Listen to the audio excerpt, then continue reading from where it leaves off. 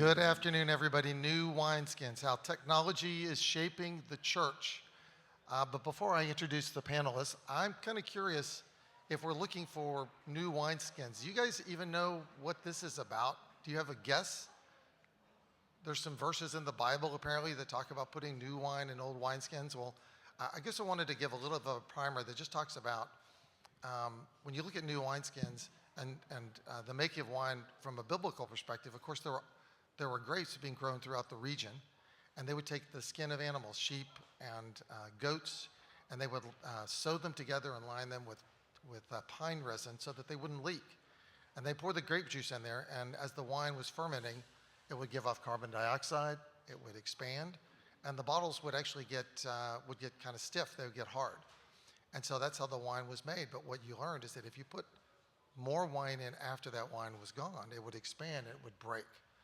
And when we talk about technology, and really what we're looking at with the global church is that you end up in a situation where it's a very different thing. I mean, you could grab your phone, step out on the curb, and some stranger in a car you've never seen would pick you up and take you to a place that, they already knew where you were going. And for a lot of the people in this room, they think that's normal. For people my age, you got to be kidding, right? And my mother always told me not to get into cars with strangers. So imagine this, you take that kind of technology and the things we've heard with AI and other things, and all of a sudden, you overlay this on an institution that is, as old as the ages, with traditions and history and theology that is so imbued and is so much part of the experience of the global church. So as we talk about this and we bring this esteemed panel to bear, we want to talk about what that means to take some of this cool new stuff. And is it awesome or is it dangerous? What does it really mean to take this and to activate it? And so for each of these guys, and to their lament, I'm going to introduce them, I'm going to ask them to say hi, and also tell you one thing that no one in the room knows about them. So, my dear friend, Paul Martell, recently of Denver. Paul was the founder of Resi, which is one of the premier platforms for streaming video. He's now the founder of Global Church, which is an engagement platform.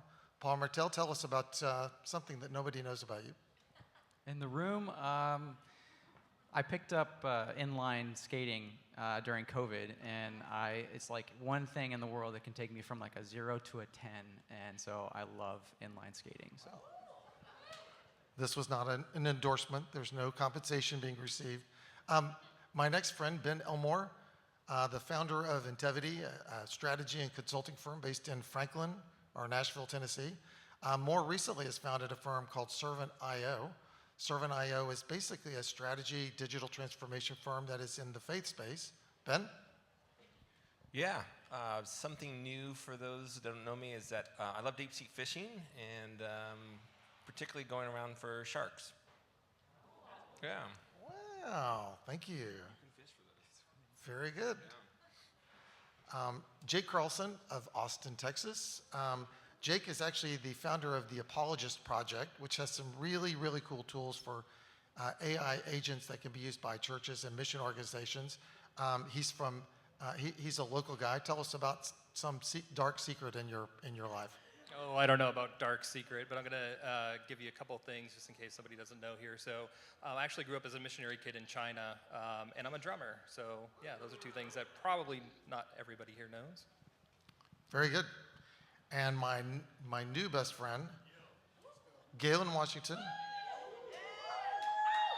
Gaylen has brought his aunts and uncles to join us today. Gaylen, fun fact, I just learned that the workspace we're in 2 blocks up was Gaylen's work home for 5 years while he was in Austin.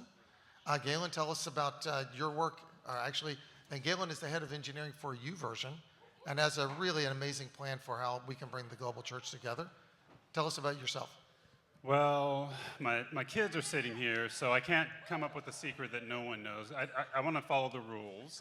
And so I would say mustard is my favorite condiment. Nice. That's a good secret. Is there anybody in the audience that can offer a better secret that we could share? All right, guys, so we're going to have fun with this today. Please, please, please just feel free to participate or amen or cheer out. We really want this to be an interactive session where we really have a lot of energy in the room. We're really going to do a few things. The first thing is, again, Scott Elequin, I'm the moderator. We'll be running about 45 minutes, and I'll try to keep things moving along. We do not intend to take questions at the end, but the folks on the panel will be available, as well as me, that can meet afterwards if you guys want to talk about anything that comes up. We really invite you to do that. We're going to talk about kind of the big picture of technology, evangelism and digital outreach, Bible engagement and spiritual formation, some of the challenges and some of the ethical considerations, and a future vision and call to action. And at the end, when we're at probably 42 minutes, I'm going to ask each person on the panel to basically give you a takeaway that says, okay, for the audience, if there's one thing I want you to remember coming out of the session, it is the following. So if that works for everybody, I'm going to get us started. This is kind of an open question for the panel. Technology, disruptor or is it an enabler? How do you see innovation, reshaping the church as a society today? I can start us out. So I'm a firm believer that technology can enable the church, but while also disrupting, previous methods of evangelism as well. If you think back to the earliest days of the church, not many people think about it this way, but parchment was a new technology during that time, created just a couple centuries before Christ. And Roman roads, which I think some folks here have talked about, enabled that message to spread. So the medium and also the infrastructure that was at the time of Jesus enabled the gospel to spread like it did. And then you go up through the ages, through the printing press, radio, television. AI is just the most recent incarnation of the way technology can disrupt and enable the church to spread the gospel throughout the nations. Yeah, I would say it's both. It's going to disrupt, especially in the innovation cycle. So when there's a new idea that God has birthed, especially since we're Christians, mostly in this room, when God has given you an idea that no one else has had, that's going to be disruptive. But the objective is to convert that into enablement. And so I'd say it's both. Anyone else? Yeah, technology is a driving force for innovation. And what we find is that the ideas that God's birthed in us, and many times it can't happen because there's some sort of limiting constraint that's placed on us. And every time we see a major evolution in technology, what happens is there's a shedding of those constraints. And so I have this, we look at technology has always been an additive to society. It typically increases productivity. It increases connectivity between us. And it's the same, that same driving force is also available to us now. And I think what you'll find is you have a lot of incremental moves that occur. And then every once in a while what you get is one of those major 1.0 releases where it just radically shifts it. And we're just in a place right now with AI that's out there that we're seeing a major shift, and that's creating a whole other new way of engagement, connectivity, and productivity. So Ben, would you think of maybe COVID being one of those constraints that really kind of broke the way that we thought about kind of what's possible? Yeah, I think constraints show themselves in several ways. One of them has to do with mindsets. We had, for the longest time, work was looked at as the only way you could be productive was if we were in close proximity to each other. And there's a lot of organizations that use positive peer pressure as a way of ensuring productivity. What COVID showed, because it forced that constraint, is a shift in the mindset, which we could say we can have a virtual and distributed workforce that can be productive. It's also shown that to do that, you have to actually put infrastructures in place in order to be able to track productivity and ensure productivity. But that was a mindset shift. You then have technology. When technology is another form of the constraint we had. And so if you think about broadband and internet access, which I know I'm pulling back a little bit, what that brought to us is this ability for us to have near real-time engagement with one another, because the lag that we would have with technology when it first came out, or the internet when it first came out, went away, and that allowed us to basically feel like a two-way conversation between two players. And so that opened up a whole other set of opportunities and ideas that get there. So everything, when we move forward society, you got to move forward mindsets, you got to move forward business models, you got to move forward technology, and that's what spawns the next round of innovation. Yeah, and I just want to say, so Life Church initiated a program called Church Online Platform, and when you listen to the story, the timeline was really interesting because they didn't know that that the entire world was going to need a platform that could be leveraged to help people, churches, do church online. But because God was prompting in the hearts of the leaders to catalyze that idea and build that platform, no one knew why that was necessary until the pandemic hit. And then all of a sudden, you've got this amazing platform that's serving thousands and probably millions of people. And so I make this point because I think it's so important as Christians who love technology to be open to the leading of the Holy Spirit to really capitalize on those kinds of, because God knows what's coming, and if we're open to that, we can really help the world. Yeah, I'd love to build off that. We, at my home church in Plano, I started trying to help leadership get on board with online streaming around 2012. And the first reaction I got was, we're not interested in that. We really want to drive people into the campus. But God, the Lord put it on my heart. I am not letting this go. And so, I just built an encoder for them and saying, hey, there's this free platform we could use called Church Online Platform. Let's just maybe start with internal staff. Like, how about that? Could I get you a stream and you share it between the internal staff? And they did. And the pastor shared it with his brother, who would never go to church. He would never step foot in a church. It was just, that's how he was. He started watching every week. And he eventually became a Christ follower, right? And so through that, the pastor was like, I get it. I can see tangible results from that. And so he took that to the elder board, and they said, okay, let's go ahead and roll this out to the broader church. So, by 2017 or so, the church is every week, gaining in excellence about how they're reaching the world, how they're reaching out, making a new front door, not just the physical door of the building, but now it's a virtual door where people can walk in. And when COVID hit, their average attendance was roughly about 5,000 between a couple different campuses. When COVID hit, 77,000 people that first weekend when everything shut down watched their stream online because there were so few options because other people were behind, right? They were resistant to it. But because they were open and they saw the results, they saw the potential, such an impact that they were able to reach people on that Easter. Okay, just in case you guys are wondering, I promise we're going to get past the first bullet point. But I'll tell you, I want to put some bookends on this as the OG on the panel.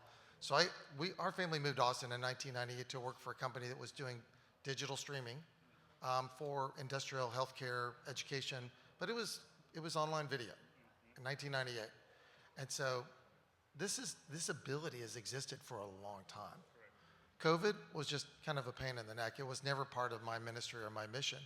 And since then, we've started Global Switchboard, which basically allows you to connect virtually with missionaries from around the world using your smartphone at this moment. And what we have learned is that these ministries and these mission organizations are like, oh yeah, it's just like having another Zoom call. It's like, wow, the thinking it takes to connect people with resources around the world is just amazing. It's a huge opportunity and one that had really gone unrealized for decades. So maybe this is God's timing. I don't know, but I'm going to move on to another question. If it's okay Can I jump in real quick? Sorry. Of course, please. I'm not going to let you get past the first question. That's my goal today. So Renji's said this same thing a couple times that I completely agree with. The church historically has gotten caught with their pants down when new technologies came down. Let's just be honest, right? So what the church needs are visionaries who see ahead to where technology is going and make sure that we're at the forefront, not behind. So, go ahead. Very good. So I want to pivot a little bit to talk about community. So church, discipleship, mentorship, this is all about one-on-one. These are real people. So online, you can talk to a lot of people. It's a very different thing. So can we kind of talk about the pros and cons or the risks and potential benefits of online communities versus, how does it help? How does it hurt? What do we need to be careful of? I'll start with that one. I think it's important as we think about moving people into online spaces is to recognize that technology has a bias towards driving you to self-sufficiency. every new breakthrough brings a tremendous amount of opportunity to the table, but it also brings some unintended consequences. And as leaders, we have to be thoughtful about saying, well, what is this technology going to produce, and what does this technology enable?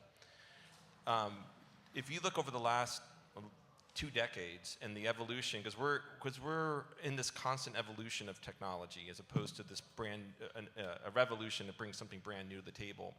What you've seen is that technology has been harnessed to allow for individual productivity and individual self-service. You go online and transfer money in your bank account. You have to go ahead and do a customer support because you want to return a piece of clothing if you've bought it online. All that you do by yourself today. Because to organizations, it is the most expensive thing it can do is to interact with you. So that's the basis and momentum where technology has been going. And the challenge is, as a church, and if you look at our faith, we are meant for community. It is also the most expensive thing that a church can do because of the time it takes for one person to talk to one. It's the most inefficient thing you can do is talk to people. But it's so important that that's what we grab hold of. Now, the great part about technology, why it has bias, it also can be directed. And so as we embrace these new things and we start to move online, we have to recognize that's the natural pull so that we don't let go of the reins like we did in social media and kind of see where that went, but we say, no, we have this ability now to open up the entire world of content and an entire world of people we can connect with. Let's do it in a way that actually makes sure that the end result is people closer to people as opposed to people closer to themselves. Yeah, I think that's so good. When we think about the role that technology should play in community, it should help us understand the state of our people. And so if it doesn't, and it creates this separation or this dissonance between people, that's not a good thing. But it should help us understand how many times have they been to community group or life group? How many times have they been at church? There are multiple data points that we're looking for, and there's an indication that maybe that person's not in community, they're not thriving in community. Using technology as an enabler in that way is where I think the church should continue to double down on. Very good. Anyone else? All right. So I'd like to talk a little bit about evangelism, outreach. There's a lot of stuff on the internet, right? And so there's a lot of talk about personalization, about how you can bring information together so people can encounter what is the right message, what makes sense, what is relevant to them. Have you guys seen any technologies or have any thoughts about how we can take some of the things that are, again, currently available to us to make that more personal and more impactful? Yeah, I can start with us. So the Apologist Project works specifically with conversational AIs, and so we have a curated corpus of Christian materials for this very purpose, right? So your source of information is vitally important, right? Do you trust where you're getting the information from? Or is it just some AI out there that you don't know where it's getting its information from? Will you trust that information? So I think sourcing that materials from human beings who are faithful and vetted is critically important for especially this age of AI. I think my first thought goes to YouTube. You know, everybody can publish to YouTube. There are content standards on YouTube, but they're, really meant to protect people from, violence and hate speech and those kind of things. But there's absolutely no theological, guardrails, or of course you can put whatever you want out there. Right.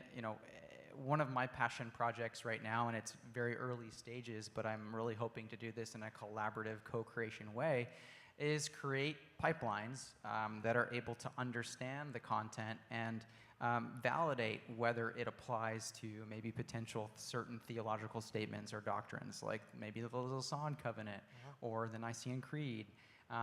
AI, like general LLMs, are fairly good at being able to say, here's a set of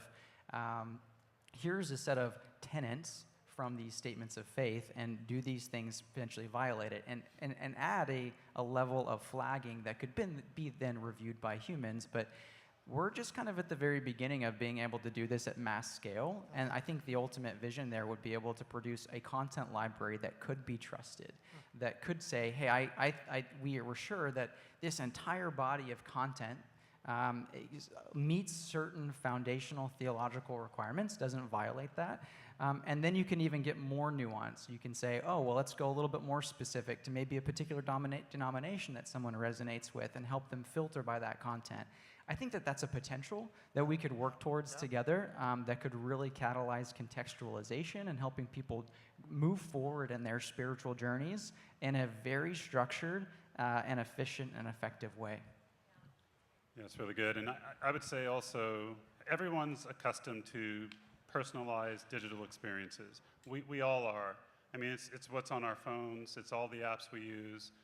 The technology is designed to determine or infer or think through what might you be most interested in based on the corpus or the content that's available, to you.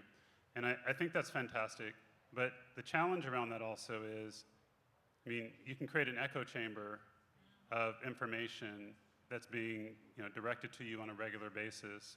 And so I think having structures and governance and even individual responsibility to ensure that we as consumers of that technology are not exposing ourselves to an echo chamber is really, really important. And anything that we can do in the tech space to encourage people to think outside the box and maybe have a different perspective about their own normal thinking patterns. Like, is there another way for me to think through this? I think that's critically important, and we should be leading the way in that. Yeah, evangelism is such an important thing for us to discuss on online platforms, because you have it in kind of several different ways for it. First off is like we now have an ability through online platforms to reach people groups that have no access to the gospel. And so it's important for us to think about, for those that are not exposed, how do we sort of meet them in these online communities that they're at and sort of begin that dialogue. And one of the most effective ways of doing that is by coming through what we call the felt needs door. There's always, God puts a yearning inside of us to know him, and we know him through our struggles. And so what's been really revolutionary about AI is the ability for it to look at a large set of behavioral patterns and unstructured data. Think of it as like a long rambling or a set of comments or posts you can make, and say, what is the most likely felt need that this person is experiencing at this moment? Because in that is where I can then actually start to meet them there.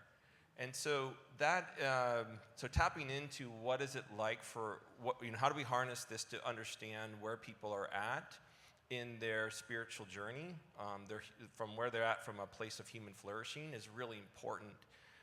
You're hearing, if you're, one of the terms that's kind of emerging now among all the LLMs is called vibe. Vibe computing, which is this idea of like, what is it being said in between the lines? And you can now draw that out of your interactions with your customers on these online platforms. And that's a key to start to unlocking the felt need of a person, and allows us to start to journey with them. Evangelism, the other thing too, is we're talking about the advent of technology. We have to remember that it's also meant to be done in conjunction with the actual face-to-face, hip-to-hip, motions of life. We are not meant to seclude ourselves away into purely digital spaces, but rather let digital spaces be a continuation of our physical ones, and our physical ones being a continuation into our digital ones. The most powerful way that we can do evangelism is the love and care we show towards one another. And we can have technology that, one aspect of that is through bringing them and engaging them with the online platforms and communities. But the second part for that one is to say, how do we go ahead and use the technologies to mobilize, coordinate, connect volunteers into it? And that opens up a whole other door, because those don't happen because resource management, scheduling, those are really difficult and hard challenges for organizations to tackle, and technology can make that be much easier. I mean, Ben, that's my fear is that, blah, blah, blah, we got awesome technology and there's some cool stuff out there, but the practitioners, the people in the churches, the people in the field, the people in the missions field, they're not exposed to that. I mean, how do you design a partnership or an organization or some mechanism that allows those two to converge? I mean, is there something we need to do differently as a body as opposed to just a body of technologists? Yeah, it's funny. My team would throw tomatoes at me if I didn't spend just a little time talking about what we do. I mean, at YouVersion, that's what we do. We have engineers focused day in and day out on how do we take the world's most diverse, rich content and use it for the benefit of those who need the gospel. We have localization strategies where we've got people deployed throughout the world helping us to understand the local context of a locale, a given area, so we can understand what we should be focusing on as we're generating content and trying to reach out to people. And so, there are a lot of organizations that are doing this. One of the things I'm super proud of is we're actually even deploying what we're calling hubs, where we're staffing people who are boots on the ground talking to people so that we don't assume that we know what evangelism looks like in Brazil and make some of the same mistakes that other organizations have made, kind of projecting on a culture or people, and it just doesn't work. So we're really excited about the work that we're doing there.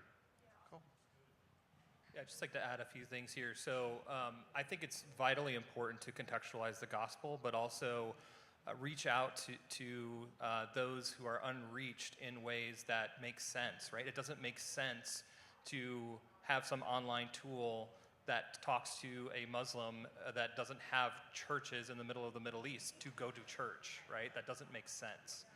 And so we have to contextualize not only the message to be culturally relevant, but also the logistical situation that people are in.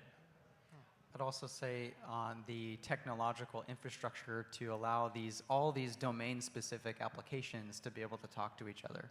Right now, where every application is living in a silo, it's in a data silo. You have these various ministries that are called to do specific things and domains, and they look around and they say, okay, I don't see anyone directly around me doing it, so I'm going to stand up this database and have these data models and start collecting data so I can have insights and take action on that.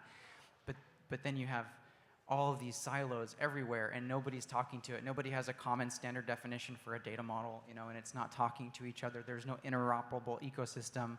And so I'm super passionate about helping bring that about. And I know that there are others. We would never have guessed that.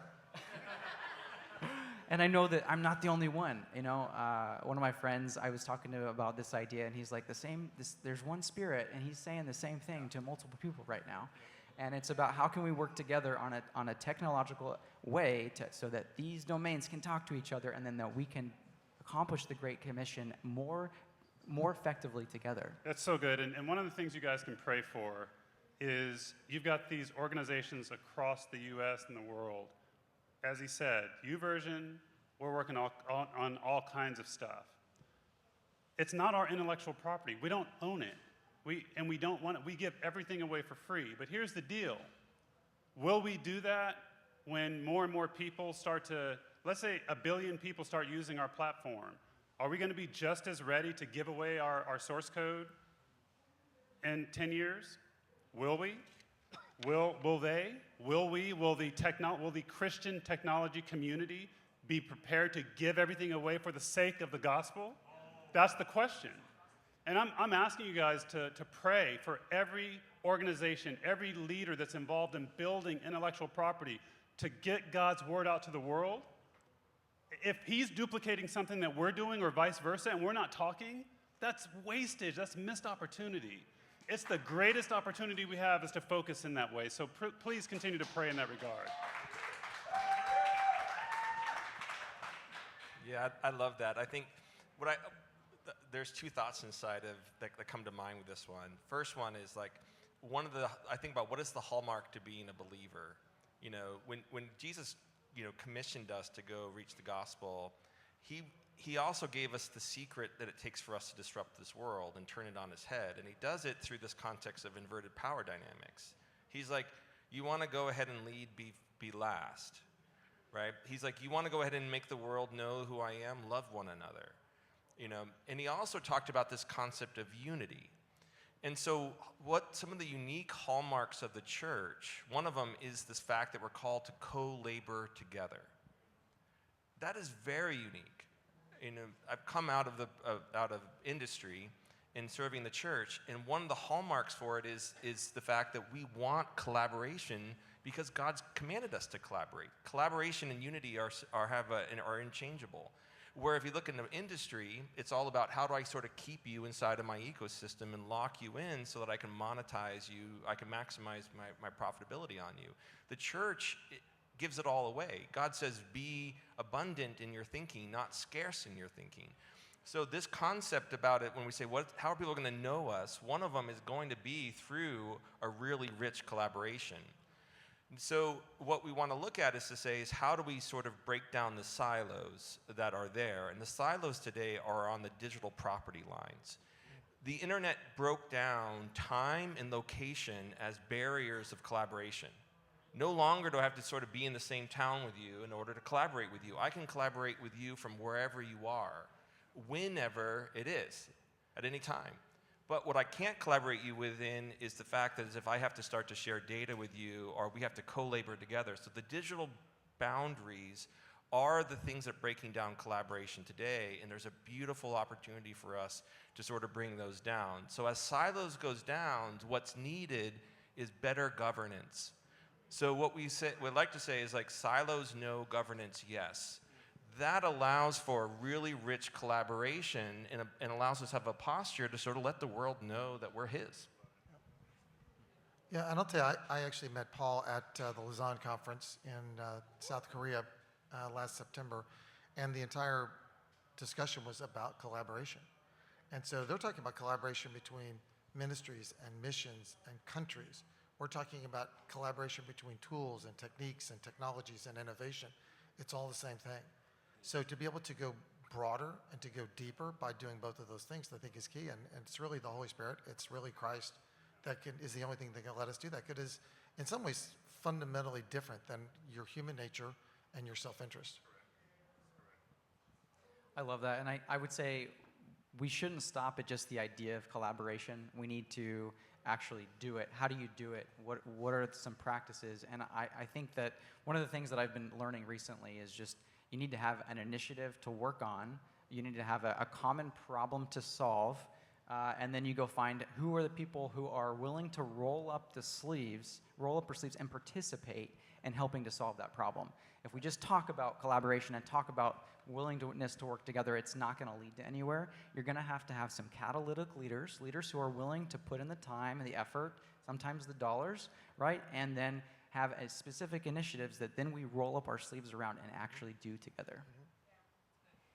Excellent. And I'll tell you the other thing is it democratizes the solution. So you were able to build Resi because you were in a church with 5,000 people. A smaller church would never have been able to do that. They wouldn't have had any full-time staff. But now Resi can run in tiny churches anywhere. The solutions we're talking about could be delivered in New Guinea with churches, house churches of 5 people just as well, and anywhere in the world, anywhere the internet goes, that could go allow us to do things that were never before possible. So I think it's really interesting that, again, the body coming together creates kind of a new baseline of what is just physically possible that we can share with everybody. So I think that the collaboration is important, but I think the willingness to be open-handed and sharing it from day one is essential. I agree. And look, there's a stronghold that's tied to this that's really hard to talk about. Because we're saying collaborate and all this great stuff, but we're all going to go home, and we're going to talk about this, and we're going to have some hard conversations about what do we really mean, and we're going to be tested. And so again, I'm emphasizing the need for prayer because power is sometimes, the strongholds guard these powerful moments and these opportunities. And so we're talking about technology and software, but at the end of the day, it's really about people and seeing people free. And so there's an enemy and an adversary that wants to block that work. And so I know we get it, but I'm asking again, I'm doubling down on the request for prayer on this point. Yeah. I would call that the spirit of possession. and just saying that this is mine and I own it and it's valuable to me and don't get me wrong, there are serious challenges in trying to say, how do I support my ministry or my effort financially? Like, that's a real thing that we actually have to have strategy for and think about it. But we also need to be in serious prayer about identifying that spirit of possession and saying, we're going to move past that. We're not going to let that lead where we know we need to go to be able to accomplish the John 17 vision of unity and accomplishing the Great Commission together. This is so fun. So guys, I don't know if Zach's here.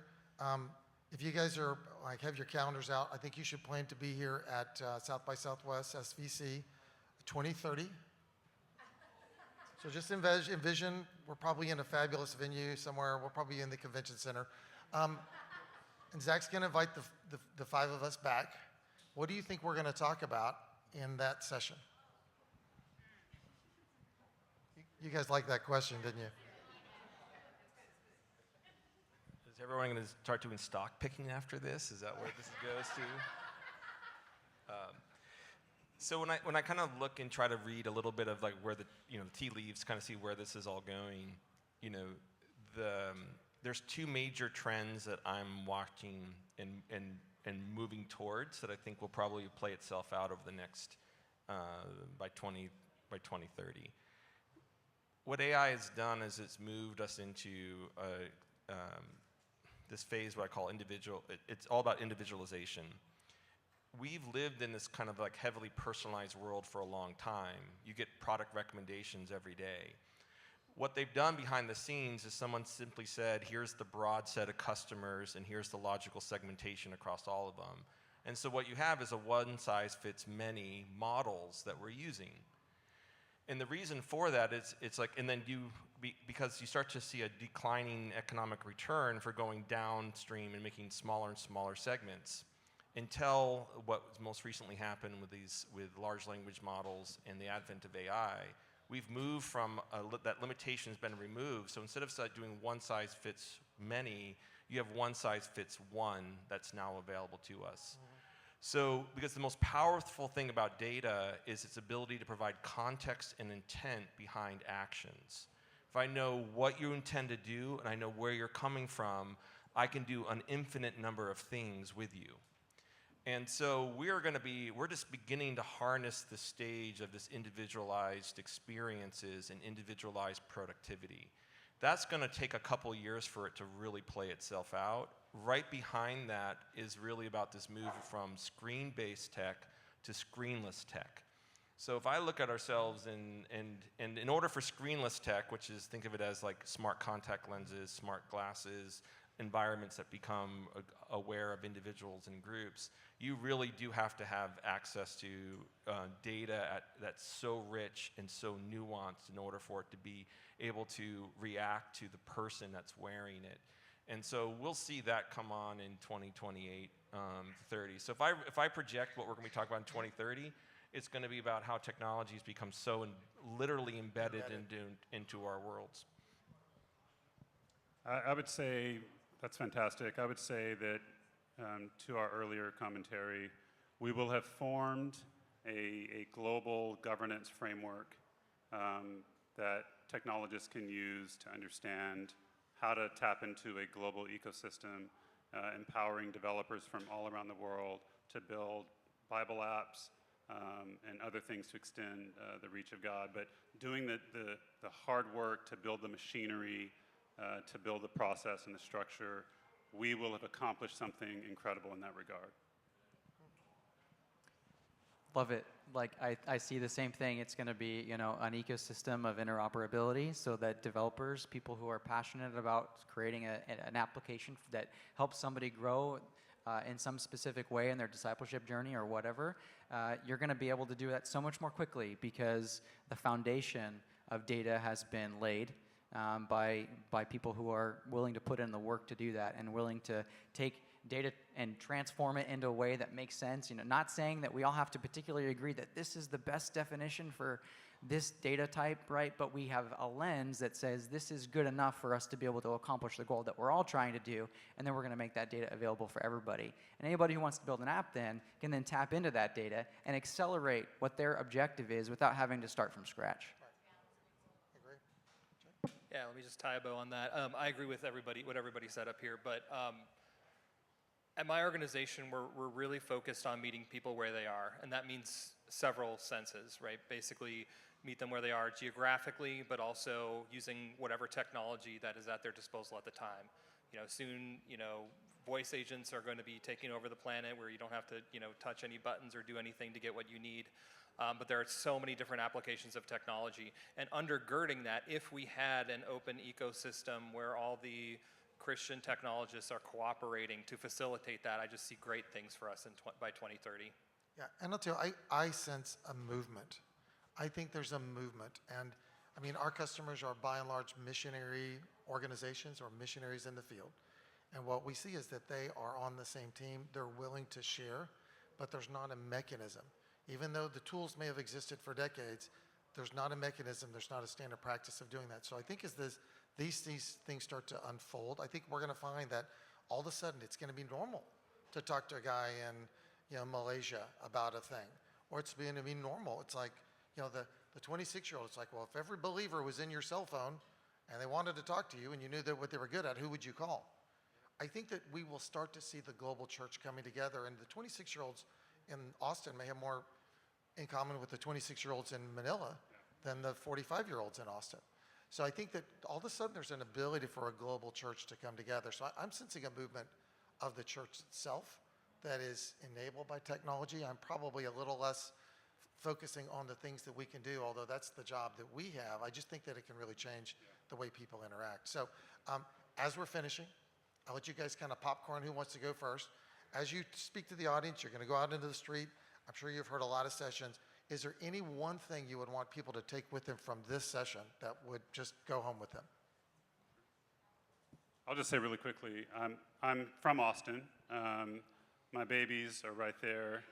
And I'll say this. I mean, we left to join the YouVersion mission because we knew that God had a work for us to do in this last third of our life. And every time I hear a story about someone who says, I was suicidal, I was on my last leg, and I pulled up the Bible app, and I saw something that just triggered a thought in me, and it saved my life. We hear those stories every single day.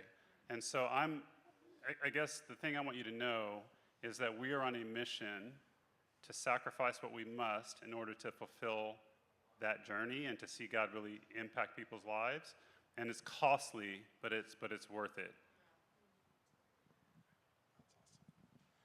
Yeah, for us at the Apologist Project, we're very focused on international missions. Having been a missionary kid myself, I think it kind of hit home, and my heart has always been in that area. We're incredibly encouraged, for example, that our chatbot's being used, especially in Indonesia right now, the largest population of Muslims in the world. Not many people realize that. And so if you take away anything from this talk from our perspective, it's just we need to meet people where they are, right? Again, in different senses, in different contexts, contextualize it, personalize to what they need to hear, when they need to hear it, and who they need to get in community with for the glory of the kingdom.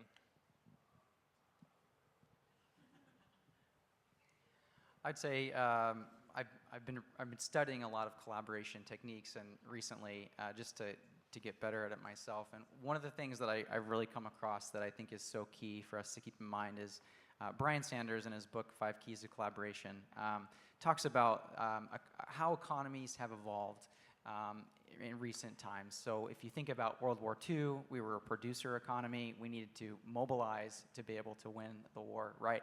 That led to a consumer economy, a thriving economy. We're now in a creator economy. And one of the things he thinks that I agree, that what comes next is the collaborative economy. And we don't know how to do that in America. We're very hierarchical. We know how to follow orders or give orders to people who work for us, right? And they can follow, but we don't know how to collaborate. So we need to put intentional effort about figuring out how do we collaborate, and then collaborate on some specific initiatives to get initiatives together so that we can learn how to do that and move the church forward together. I love that. So what I'm thinking about is just take a picture for my kids. So they're not here, so I got you all there. Thank you very much. I love being able to bring them into my world a little bit. So as I think about this topic we shared, which is new wineskins, what I want to just encourage us is that we have an opportunity for us to pause and say, what has changed? It's, every time there's a new movement forward, things that were constraints are gone. And so what that should open up is a brand new set of visions that God's going to put on your hearts. And because those barriers that kept it back, which could have been resourcing or could have been technical limitations, they're gone. And so what I want to encourage you with is that's the benefit when something new like this comes out, is that it should birth new visions for it. And new visions don't have to be about building a platform, a massive platform. It could be simple ones that actually start to impact your life and the lives of your neighbor. All those are visions that God gives you, and I think we're going to see ourselves step into an era of really unbridled creativity, because it's no longer about who has the most resources. It's about who can vision and dream and adapt to what is new faster than someone else. Yeah. Very good. Thanks, guys. I think for me, I want to encourage everyone. We get to be a part of the solution. We get to see it happen. And for so long, I don't know, for my wife and I, we felt like the world was falling apart. And all of a sudden, it's like, wow, there's this movement. There's this sense that we're really coming together as a global church. So seeing it happen, I think, is really cool. The one thing I would say to you is, you know what? Do something. I mean, at Switchboard, you could talk to somebody anywhere in the world and start working in their ministry today. You could start working in your church tomorrow. There's things to be done that weren't possible before, and there's a you-sized shape within an organization where God has a need that needs to be filled that you can fill. So whatever that looks like, find it and do it, because if you're not doing it, it's because you've chosen not to, not because there was nothing for you to do. So thank you for today. We've really enjoyed it.